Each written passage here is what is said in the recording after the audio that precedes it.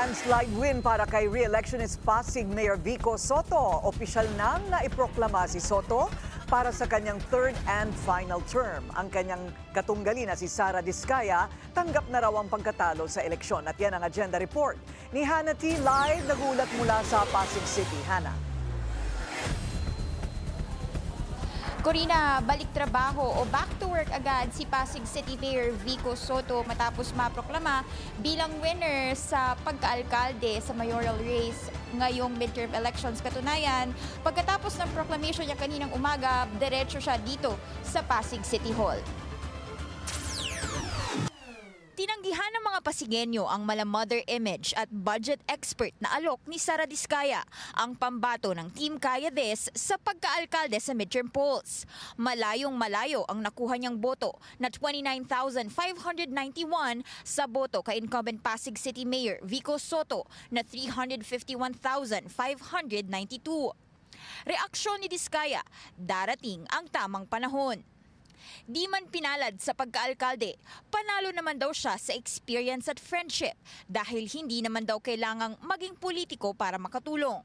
Kilalang philanthropist at businesswoman ang mayoral aspirant na may-ari ng sikat na construction firm na St. Gerard.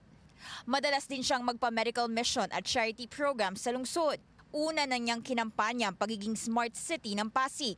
At mas murang alok na City Hall sa lungsod na nasa 2 billion lang kumpara sa lagpas 9 billion na pinagagawa ngayong bagong City Hall building dahil sa luma ng struktura ng dating gusali.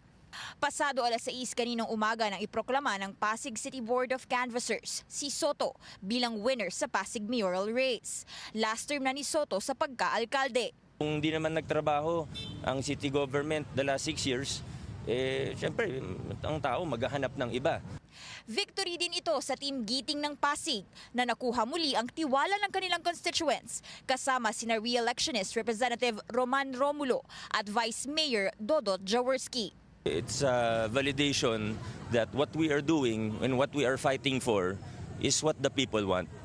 Na hindi ito basta may naisip lang ako isang araw tapos so ito na yung gagawin or ito na yung sasabihin. Hindi po. Ito yung gusto ng mga Pasigenyo. Tingin ko sa resulta ng halalan na ito, napakita natin ito overwhelmingly. Si Soto ang nagwakas ng halos 3 dekadang pamumuno ng pamilya Eusebio sa lungsod matapos ang pagkapanalo noong 2019.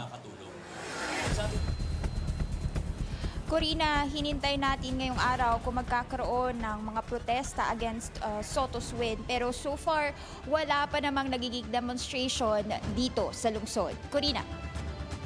Well, doon sa layo siguro ng kanilang mga numero, paano pa kaya magkakaroon ng protesta kung hindi may ebidensya? Ano? Hana, ano ang balak pagtuunan daw ng pansin ni Mayor Vico in the next 3 years?